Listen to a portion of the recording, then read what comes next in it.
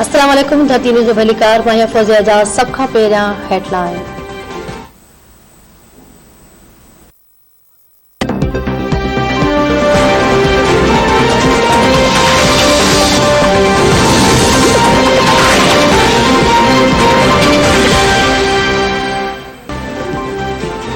अॻूणे सदर आसिफ अली ज़रदारी चयो त पीपी ज़ख़्मनि ते मरहम रखी हमेशह पाकिस्तान खे अॻिते वधाइण जी कोशिश कई आहे।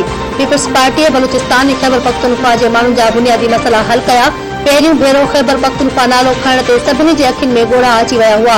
इंजीनियरिंग इलेक्शन में हुननि खे फासाए करे पंहिंजनि माण्हुनि खे खटराए वियो।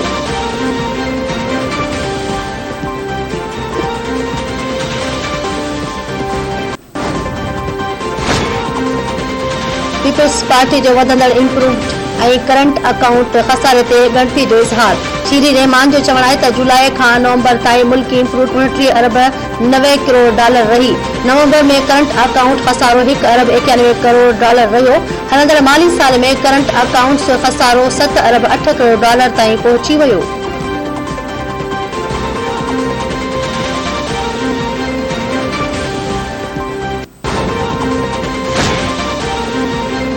एशियाई तरक़ियाती बैंक ऐं पाकिस्तान विच में 1.5 अरब डॉलरनि जे मुआहिदे ते सहियूं कयूं वयूं। पाकिस्तान तरफ़ां इक़्तिसादी मामलनि जे सेक्रेटरी असद हयाउद्दीन ऐं एशियाई तरक़ियाती बैंक तरफ़ां कंट्री डायरेक्टर यांग ई मुआहिदे ते सही कयूं। एशियाई तरक़ियाती बैंक करम तंगी डैम ऐं समाजी तहफ़्फ़ुज़ जे तरक़ियाती प्रोग्राम समेत 6 मंसूबनि लाइ पाकिस्तान खे 1 अरब 54 करोड़ 30 लख डॉलर कर्ज़ ॾींदी।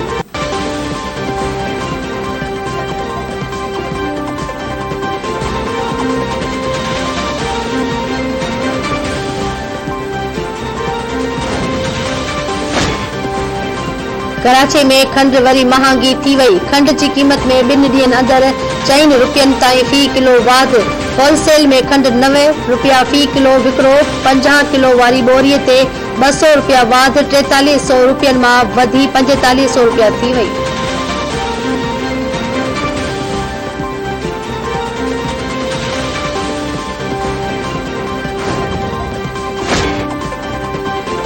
क़ौमी असेंबली जो इजलास अॼु थींदो। ज़रियनि मूजिबि मिनी बजट पेश थियण जी सूरत में मुख़ालिफ़ धुर पारां सख़्त एहतजाज करण जो फ़ैसिलो। अपोज़िशन महांगाई ऐं IMF जा मामला ॿिए इजलास में उथारींदी।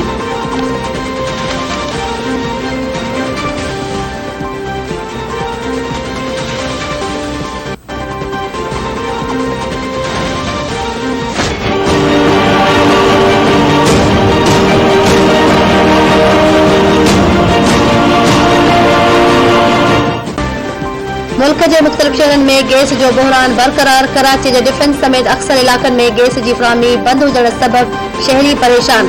ऑल पाकिस्तान CNGs एसोसिएशन जो अॼु कराची में धरणो हणण जो ऐलान।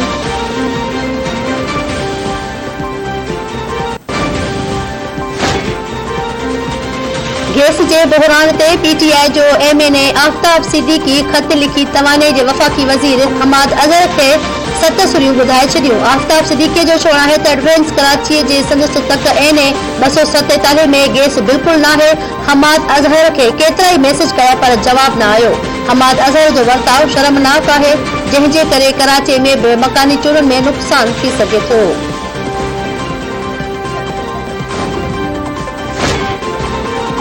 इलेक्शन कमीशन वफ़ाक़ी वज़ीर फवाद चौधरी ऐं आज़म सवाती जी माफ़ी क़बूल करे वरिती। रेलवे वारे वज़ीर आज़म सवाती रिश्वत जे इल्ज़ामनि ते इलेक्शन कमीशन में पेश। इलेक्शन कमीशन जी फवाद चौधरी ऐं आज़म सवातीअ खे मुस्तक़बिल में मुहतात रहण जी हिदायत। आज़म सवातीअ जो चवणु हो त हुकूमत चाहे थी त इलेक्शन कमीशन ख़ुदि मुख्तियार इदारो हुजे। इलेक्शन कमीशन EVM ज़रिए सुठो फ़ैसिलो करण वारी आहे।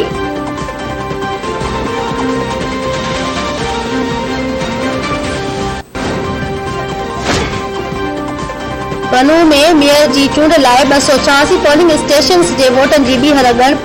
गैर हतमी नतीजनि मूजिबि मेयर जी सीट ते JUI उम्मीदवार इरफानुल्लाह दुरानी 59,844 वोट ऐं PTI जे इक़बाल जदून 43,398 वोट खंया।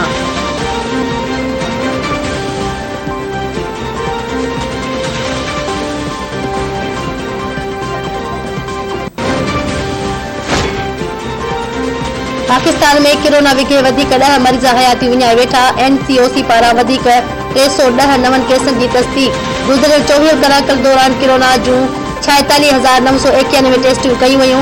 फौतियुनि जो मजमूई अंग 28,892 ऐं मजमूई केसनि जी तादाद 12,92,047 थी वियो। हाकारी केसनि जी शरह 0.65% रही।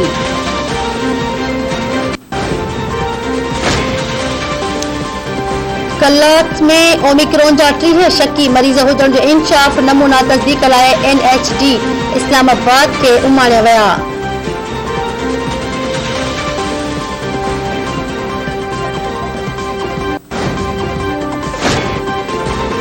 कराची शहर धमाके जो वधीक हिकु ज़ख़्मी सिविल अस्पताल में फौतियुनि जो अंग अरिड़हं थी वियो। फौतियुनि जी जमील अहमद जे नाले सां सुञाणप। संदसि लाश राजनपुर उमाणियो वियो।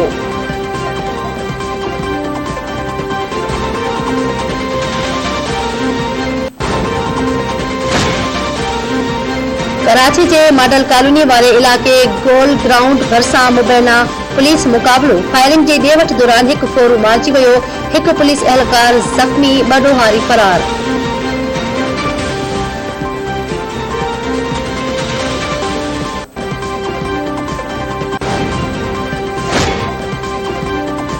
खैरपुर वेझो कांधड़ा ऐं फुलपोटा बरादरी जे ॿिनि धुरनि में झेड़ो। लठियूं ऐं सिरोटा लॻण सबबि पीरसन मोटियल कांधड़ो क़त्ल थी वियो। 8 ॼणा गिरफ़्तार।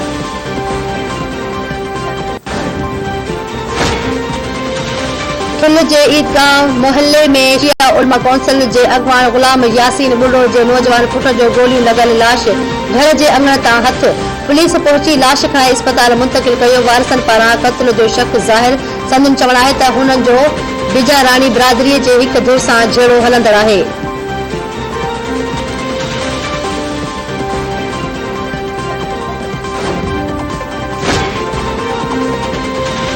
घोटकी वेझो मिठड़ी स्टाफ वटि नादरा जे मुलाज़िम खां फुर। वाक़िए ख़िलाफ़ नूनारी बिरादरीअ जे सवें माण्हुनि जो खानपुर महर घोटकी रोड ते एहतजाज। रोड ब्लॉक, ट्रैफ़िक मुअतल थी वई।